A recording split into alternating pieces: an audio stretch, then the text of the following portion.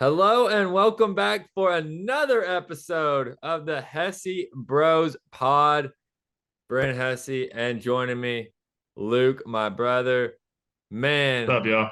well, we had the reaction. We were finally unwinding. I know I had to calm down for a little bit. I was all blinged out. I thought it was 90 degrees out, man, because I was hot, hot, hot after Sunday's winning. But now Both of us were. it's time for us to turn the page, focus on Championship Sunday. We got AFC Championship and NFC Championship. We're going to go ahead and get right into the matchups. AFC Championship is first. Ravens, the one Yep. seed, the MVP Lamar Jackson The versus juggernaut. Chiefs, the three seed, the two-time, just like Lamar, going to be two-time MVP, but also two-time Super Bowl MVP, Patrick Mahomes, and your defending Super Bowl champions. It's a dream matchup. It really is. And I mean, the Ravens have been a juggernaut all year. Everyone expected them to be in this game. And I mean, they've been blowing out teams left and right, the best teams in the NFL. So the Chiefs really definitely do got a lot on their plate this weekend, that's for sure, if they want to try to make it to this Super Bowl. So B Hess, what are some of the key matchups and how do you think this game can go to where the Chiefs can get this done? So I think that, of course, it starts with both quarterbacks, which how could it not? But these teams mirror each other, I think, a lot more than people would think, at least in terms of what they both want to do. Lamar Jackson, he's going to be dynamic, both with his legs and with his arm. You know, he's had two passing, two rushing touchdowns against the Texans. Huge game. He's going to be the MVP for what he can do with his arm and his legs. It's no different than what we're accustomed to seeing. It's similar to what Josh Allen plays. Obviously, they're a completely different style of quarterback, but they're both dual threat like that. So the Chiefs have to take away some key principles and they have to tighten up on some things that they struggle with against the Bills. Now, against the Bills, I think that they were trying to make sure that Josh Allen didn't have those big plays. And so they kept everything in front. That worked. I think it's a little bit different. Of course, the Ravens can also hit you over the top. Lamar's got a beautiful deep ball. You've got to watch out for that. But I think that the Chiefs are gonna be key to how they can contain Lamar Jackson. Now, Willie Gay went out really early in the Chiefs Bills game with a neck injury, tweaked his neck, only played in the first quarter. And he was kind of going to be the spy on Josh Allen. I think that he's probably going to be in that role again if he's healthy against Lamar. If not, it's going to be one of the other linebackers, maybe Chanel. Who knows? But that's going to be a key is keeping Lamar contained. And obviously, that also is up to the defensive ends, the defensive tackles. Can't just free rush Lamar. You've got to try to contain him. You can't go outside of your rush lanes. And that's something that I think the Chiefs defense is very disciplined in. Everyone knows the Ravens defense is good. Everyone knows Ravens defense may be the best in the league, but the Chiefs defense is right behind them. In terms of scoring defense, the Chiefs are only just a fraction of a point behind the Ravens. You know, they're the only team that have not allowed 30 points in a game this season. So I think that the shootout is probably not likely because I think both offenses are going to have troubles, even if it might be the two best quarterbacks. You know, it's still not going to be easy because of what they're up against. So I think the key is just to keep Lamar contained, keep him frustrated. He's going to make some plays, of course, but you can't let him start getting in a rhythm where he's wheeling and dealing and has space in front of him, and then he's getting his receivers going. So the key is really that defense. I trust the back four, just like I did against the Bills. I trust them, but it's going to be up to the defensive line to get good, contained, controlled pressure, and the linebackers to be able to react to everything that Lamar is doing in front of them. Yep. And I mean, you really hit it with the nail on the head there. I don't think anyone's really too scared of Lamar throwing the ball. I mean, with the cornerbacks the Chiefs have, and their secondary is probably the best in the league, if not definitely top three. So definitely the key here is going to be stopping Lamar on the ground. And I don't know if they're going to be able to do it. I think Lamar's going to have a good day on the ground. He probably ends up getting in the end zone just because he's so dynamic as a runner. And when you got Gus Bus back there, I mean, it's definitely going to be tough to stop. I don't know if the Chiefs will be able to do it, but the only way that the Chiefs get this win is if they can find a way to get their offense going against this incredible Ravens defense. I mean, What's the keys to getting that Chiefs offense going? The keys are, do you have Patrick Mahomes? And is it January?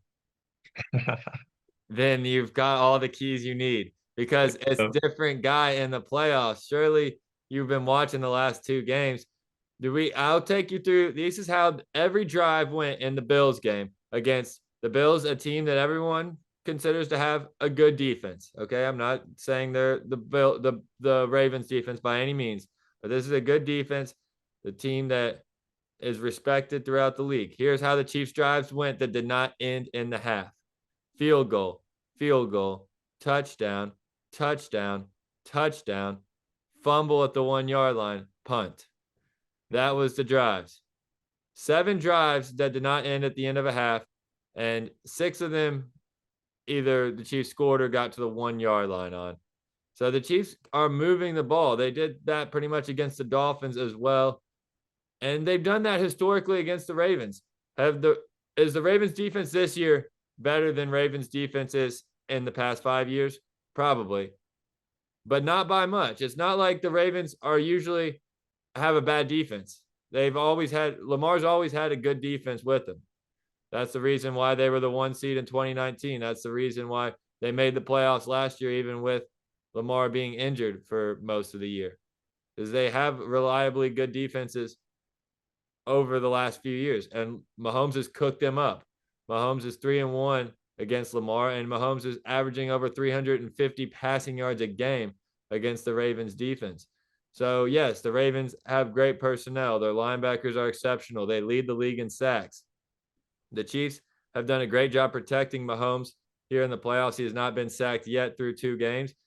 A lot of that is his offensive line. A lot of that is Mahomes has great pocket awareness. He knows when to slide. He knows when to get out of the pocket. He knows when to get rid of the football. So he's able to neutralize a lot of pass rushes. That was the storyline going into the Super Bowl. Eagles had they had the most sacks in the league. They had the best defense. What did the Chiefs do against them? Hung up 38 points. So it's Mahomes in the playoffs. Like sometimes the X's and O's just don't matter when it's Mahomes in the playoffs because he does things that just neutralize defenses. It's like good offense beats good defense. When it's perfect offense and perfect defense, the perfect offense wins. And obviously they're not perfect, but they are playing really well over the last couple of weeks. And I don't think people have caught on to that exactly yet. That I see the Chiefs in this game till the end, and I'll take the Chiefs' chances at the end because they have the experience. They know what to do in close playoff games. Yeah, see, you do make a few good points there, but the thing is, I mean, Mahomes really does not have. He has Rice, who has not been there. He's a rookie receiver. They're relying on him to be their number one. I know that they still have their guys from last year that were in the Super Bowl, a lot of them, but they're getting a year older. They have not played as good this year. Does he really have the weapons to, make this run and beat a team as good as the Ravens? Some people are saying this is the best team that the NFL has seen in a few years. I think people were saying the same thing about the Eagles last year. I think Yeah. people were saying the same thing when Mahomes was on one ankle in the AFC Championship last year. And in that game, everybody got hurt. Juju got hurt. McCole Hardman got hurt. Kadarius got hurt. The receivers last year in this game in the AFC Championship was, well, obviously Kelsey, and then MVS was the number one, and their number two was a guy named Marcus Kemp, who they pulled off the practice squad. That's who Mahomes was throwing to in the second half of the AFC Championship last year. So the weapons, when it gets to this point in the season, it is what it is. They've had all year to work together. And we saw that connection hit last Sunday with MVS, making a great over the shoulder catch. Also, being able to hit him over the middle for 2 crucial catches on 2 separate drives that both led to 7 points for Kansas City. So whether it's MVS, whether it's Justin Watson, who had a tough potential third down catch that he wasn't able to hang on to in the Bills game, whether it's McCole Hardman, who had a disastrous Buffalo Bills game, 2 touches, 2 fumbles, whether it's Kadarius Toney that comes back, somebody will be up to the challenge of making plays. That I'm confident in because it's this time of the season and it's do or die. And the Chiefs are ready for it because they're in this spot and it's not new to them. It's not new to these players. That's fair. I just really don't think that the Chiefs offense is going to be able to get going against this Ravens defense at all. I think a lot of people are on the same page on that. I think the Chiefs probably put up 10 to 13 points, get one touchdown, and the Ravens probably end up getting about 20. Lamar's too good, and this team is going to be tough to stop. Now, as a Lions fan, I do hope the Chiefs win because that would be an easier matchup in the Super Bowl than having to play the Ravens who already blew us out earlier in the year when we already beat the Chiefs. So obviously for the Lions, it would be a lot better for the Chiefs to win this game. I'll be rooting them on for you, B Hess, but yeah, I don't know. I don't like the chances here. I'd probably take the Ravens and I'd probably take the spread too. So you think the Chiefs lose by more than a touchdown, double digits? Do you know how many Yeah, times I Mahomes has? think 10. Do you know how I many think times 10. Mahomes has lost by more than 2 scores in his career? How many? 4 times ever in his career. And you know How how many many times has he played a team as good as the Ravens? every single year. He plays in the AFC Championship every year. He's played in the Super Bowl 3 times. This is a He different played team. I mean, come on. This is a different team. Luke This is a scary team. Patrick Mahomes has played in 16 playoff games now, and he's gotten only blown out of one of them, and that's when they had an offensive line that they only have one starter that played in that game. And now the Chiefs probably will be out one starter with Joe Tooney, but they'll still have 4 of them. The Chiefs do not get blown out. Mahomes does not get blown out. The Ravens don't get blown out either. Over the last 3 seasons, the teams that have gotten blown out the least in the NFL are the Chiefs and the Ravens. So I expect this to be a close game because they're both great teams. They both are led by great quarterbacks. They have great coaching staffs. They have great defenses. And that's got to be a close game because of all of those reasons. And I think that in the end, Kansas City gets it done. Give me the Chiefs to move on to the Super Bowl. My score prediction in this one, low scoring. Give me the Chiefs 21, Baltimore 18. Gotcha. Yep. Chiefs by a field goal. Fair enough. I'm thinking Tucker knocks in a few here, probably 3, and then Lamar gets him a couple touchdowns. It'll be 23-13 Ravens. But you got any TD scores for this game, B Hess? Any lines you Oh like here? man. Oh man. Oh man. Well, let me just tell you, Pacheco, of course, you got to just keep riding him. That Ride guy 'em. is so good. And then it's once again, it's the decision. Do you go Rice or do you go Kelsey? I've hit 2 for 2. I picked Rice in the wild card. I hit Kelsey in the divisional. And I just feel like the way that Kelsey is rolling, I'm feeding him again. So I'm going the same two, back to the well, Pacheco and Kelsey. I will say that I definitely would take Mahomes over rushing yards in this game. I bet that prop in both playoff games. It hit easily for the Dolphins. It missed barely in the Bills game because he took too many knees. He had to kneel down the ball 4 times. So that was tough on his rushing yard prop. But in the big games, Mahomes will have to take matters into his own hand with the scrambles. And the reason why the rushing yards prop didn't hit against Buffalo is because when does Mahomes love to run the most? On his favorite down. What's Mahomes' favorite down? It's third down. He loves third down. He thrives in third down. And the Chiefs only got to third down 4 times in the game against the Bills because they were just up and down the field. They didn't have many plays. They didn't have many third downs. So there weren't that many opportunities for Mahomes to get out and run. Take Mahomes over on rushing yards. That would be probably my favorite prop of them all. There you go. And then if you want some Noah Gray action again, he had a lot of snaps, and the snap share out of the non quarterback and offensive lineman snap share went like this for the Chiefs in the last game. Kelsey #1, Pacheco #2, Rashee Rice #3, Noah Gray #4. They went a lot of 2 tight end sets, even a lot of 3 tight end sets. And Baltimore struggled against 3 tight end sets this year. I think they might put Noah Gray and Blake Bell on the field a lot. So if you're really trying to get greasy with some player props, take Noah Gray over catches, Noah Gray over yards. If you want to get even greasier, take Blake Bell to have a catch or have some yards. because I think the Chiefs are going to roll out a lot of 3 tight end sets. There you have it. I'm definitely thinking Lamar Jackson and Gus Edwards take their over on rushing yards, and probably Lamar's getting in the end zone. He's just too dynamic of a rusher. I don't think the Chiefs will be able to contain him in this game, and he's going to be able to find his spots. It's playoffs time, and Lamar's going to be ready to go. He's gonna find his spots to get those yards. And yeah, as far as the Chiefs go, you heard it from Brent. I don't know. It's gonna be tough. I mean, it's playoff football. Vegas is all over this stuff. I mean, the lines are all gonna be good. It's gonna be tough to hit these bets, but yeah, that's what I'm thinking too.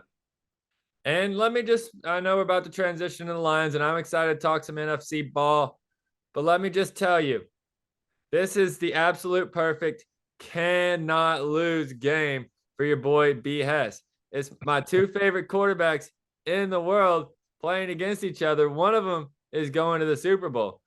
Of course, I'll ride with the Chiefs. Then the Chiefs, their season has ended in agonizing fashion 3 out of the last 5 years because of not winning the Super Bowl 3 out of the last 5 years with Mahomes. But those 2 years they won, of course, absolutely glorious. The 3 years they did not, 2 of them ended in this round in the AFC Championship game. The other one ended in the Super Bowl. All of them absolutely heartbreaking. They were very painful emotionally, some of them financially, some of them physically painful. But but all I will say is with it being Lamar and Mahomes, I think maybe it would be a little bit less painful if it is to be this week. So I'm just happy for Lamar, man. He's such a dog. And, of course, the Louisville boy himself. And another thing I will say, this is actually good news for in terms of this podcast and being able to, be able to converse about games.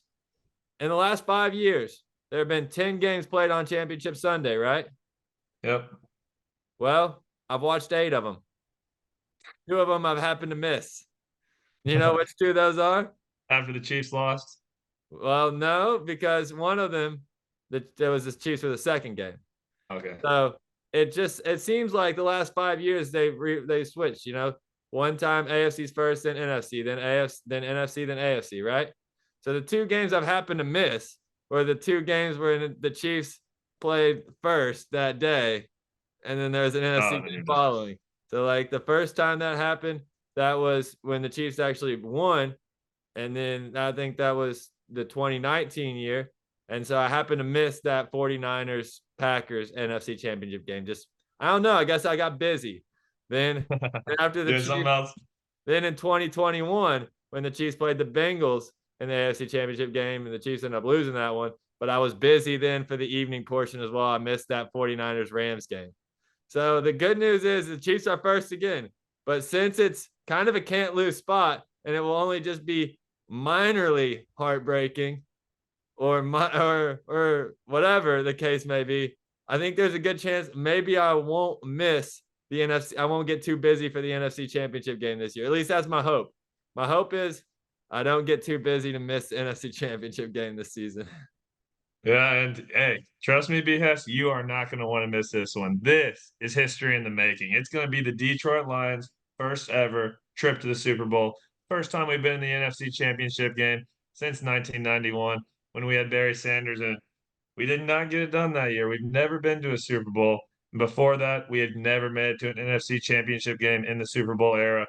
This is the second time, and it's time for a historic run to the Super Bowl for the Detroit Lions. Okay, so let me ask you some questions about this matchup. First, give me the key. What's the keys? What's a couple key matchups, key position groups?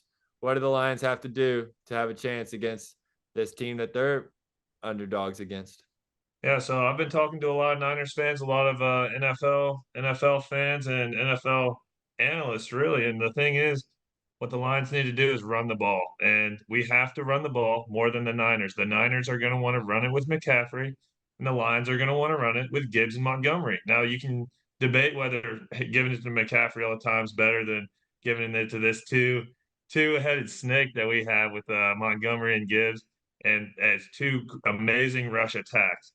And the team that runs the ball better is going to win this game. And the key to doing that is getting out to an early lead. Now, Dan Campbell if I know one thing about him, and I've been watching all the games these past 3 years that he's been the coach of, he loves to be aggressive. I think whether we win the coin toss or not, we're going to have that ball first, and we're going to want to strike early He and did do get that that early against the lead Bucks. because Purdy playing from behind is could be a little scary for him. You know, he feels that pressure. He's a second year player.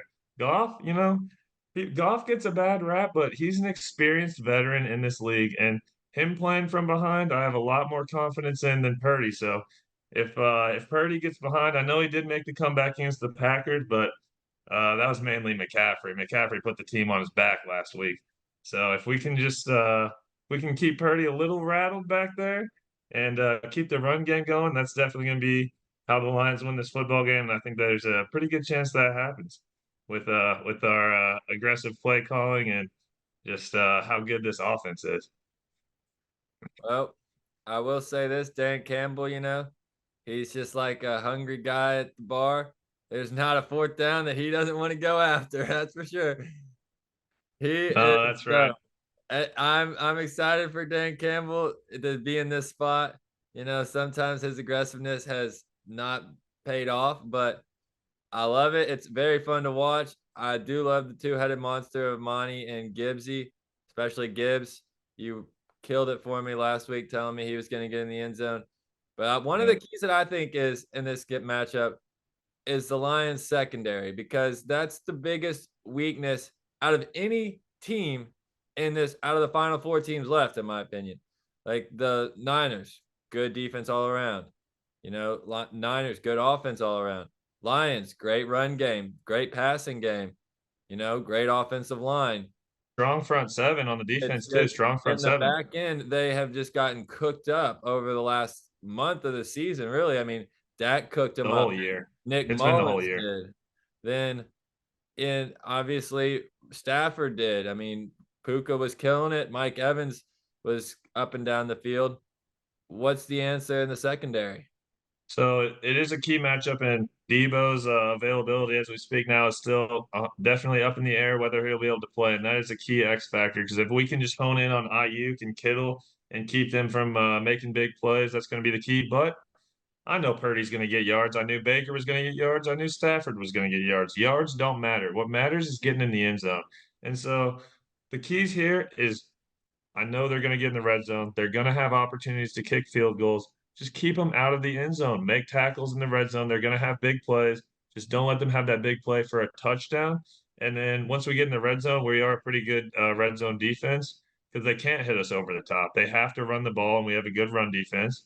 And so once we get them in the red zone, make a big play. Hutch gets a sack, tackle for loss, whatever it may be. From a linebacker, Aaron Glenn always has good schemes to stop big plays or stop those red zone touchdowns from happening. So as long as we can hold them to field goals once they bring it down the field, and we can capitalize on our touchdowns once we get down there. And I know we're going to be aggressive and going for these on fourth down and trying to get these touchdowns. And I feel like they'll have a better chance of kicking field goals.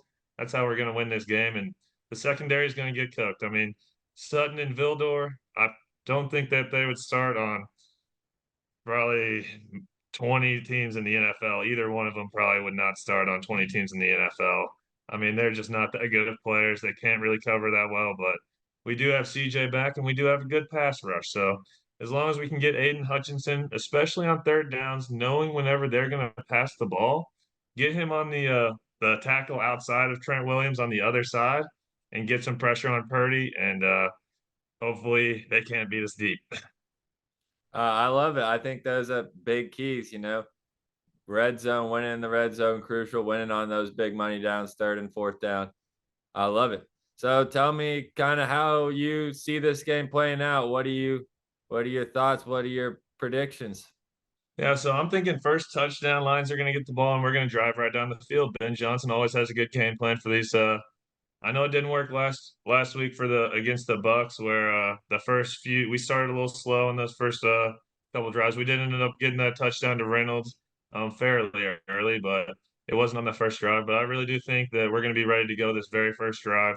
It's going to be either St. Brown or Gibbs probably getting in, and a good chance for St. Brown. I do like his first TD score because we love going to him first. He's gotten the first first touchdown a lot. We love scheming him up to get him open. He's such a good route runner, great hands, and so he's such a reliable target. So yeah, I think that's how we're going to start it off, and then just stop McCaffrey. We know that they're going to hand it off to him. It's not going to be easy to stop him. I mean, no one's saying it is. No one can really stop him. He's probably the best player in the league just at his position. I mean, so incredible of a player. But we have a good run defense. We have big Aleem back there. We got good linebackers, Campbell, Anzalone, Barnes. All just got to keep tackling him. Don't let him get that huge play. He's going to get yards, but I really do think that it's going to be a pretty high scoring game, and Lions are going to be able to pull it out in the end. Jared Goff's going to make a play. Purdy's going to throw a couple picks. I mean, he's not that great of a quarterback. He is solid, but if Debo's not there, we've seen him play without Debo. He's not that great of a player when he doesn't have all his weapons, when he doesn't have the full Avengers, you know?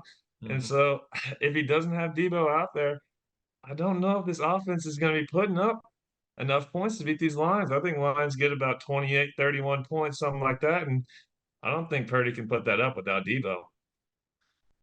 No, I think that's a big question. Debo is limited in practice today. I don't know if he's going to play. I think that's a huge part of this game because I agree with that. What about the Lions defender that got hurt very first game, week 1 against the Chiefs? I know he's been trying to work his way back. You think does he have a chance to play this week? Yeah, so we activated Houston. I don't know if he's going to be able to. He was a really good pass rusher. He was a rookie last year with Hutch, and he had a lot of sacks last year. Everyone was excited about him in Detroit. Just haven't gotten to see him play this year.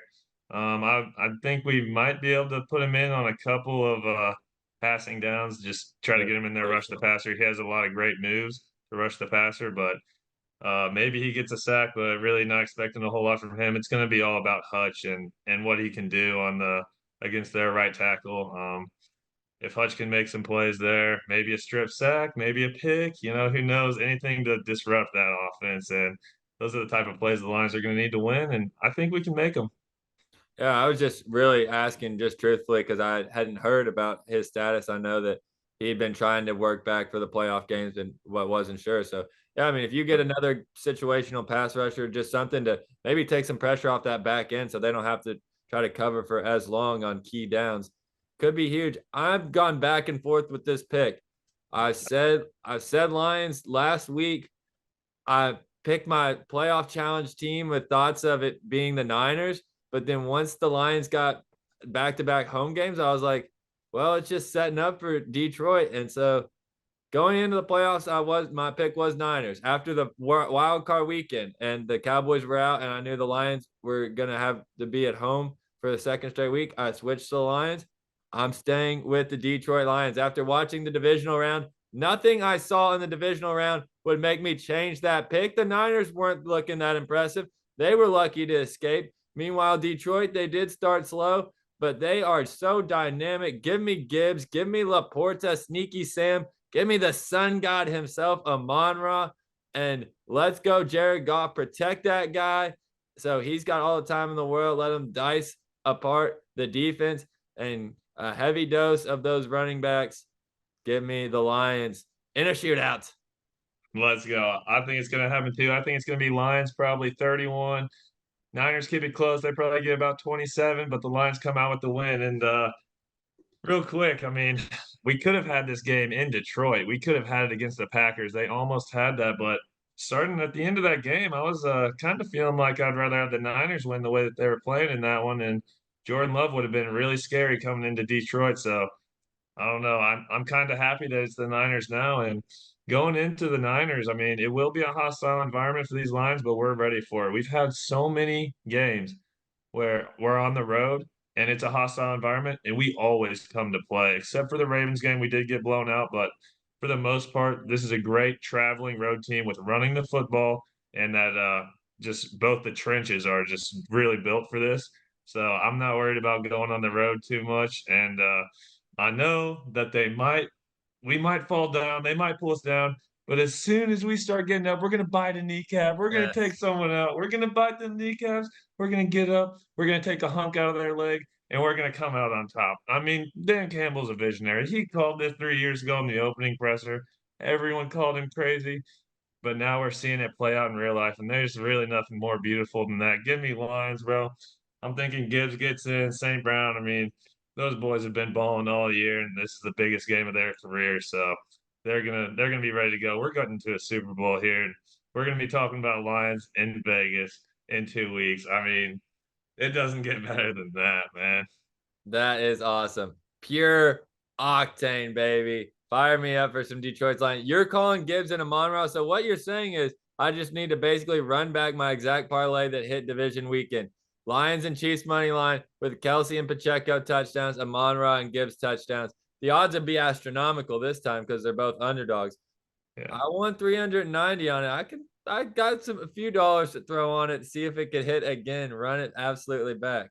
Yeah. Another good bet that I really do like is Jamison Williams over. I think it's like 27.5. We've been getting him a lot more involved towards the end of the year, and he is an X factor on this team, one of the fastest players in the entire league. And we're going to get him going on a couple of routes, whether it's a straight deep ball or he has a great route where he just goes for a deep ball and then boom, cuts back. They're always expecting the deep ball from JMO. That'll be for like 25 yards right there. He'll get something They going. got So I one like really that like against that the prop. Buccaneers, I remember on the left side. Yep, exactly. And I mean they have Charvarius Ward, but their other corner isn't amazing. So he'll probably be on St. Brown and J-Mo will be able to get open. So we've got a lot of weapons on this Lions offense. They're gonna be ready to cook. And JG, as long as he doesn't make those crucial mistakes, we've seen him make those mistakes in the past. We've seen him fall apart. Just stay together for one more game, JG. Put the city on your back. Act like they're cheering your name, just like they were these past two games in Detroit, bro, and just relax, sit back in the pocket, hit those throws when you need them, do that play action, hand the ball off to Gibbs and Monty, and we're gonna be going to Vegas, man. This is gonna be awesome. That fires me up. Well, I'm picking Chiefs and Lions. You're on the Ravens and the Lions. L Yep. Dog, any final thoughts, last words before we wrap up this championship preview? Well, as much as I do think it's going to be Ravens Lions, I am hoping for that week one rematch of Lions Chiefs. I remember talking to you about it right after that game, thinking this could be the Super Bowl preview, the very first game of the year. I don't know when that has happened, if it's ever happened in the history of the NFL, but to see that game week one, to be there in the stands, BS, and if it ends up being the Super Bowl, that would be really, truly once in a lifetime opportunity. And for two NFL fans like this, you really can't ask for more than that. Absolutely. It would be so poetic, just full circle. I hope it happens. I'm definitely going to put some money on. I think it's up to 8-1 now. Both the favorites keep getting bet. Chiefs and Lions are becoming bigger underdogs as everyone's hammering Ravens and Niners. So I think you can get that parlay at like plus 800 Chiefs and Lions to win.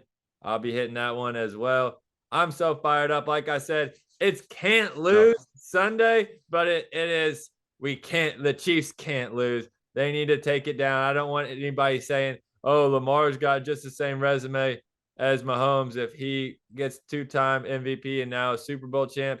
I mean, I love Lamar. I hope people start putting respect on his name, saying he's the second best quarterback in the league. That is dope.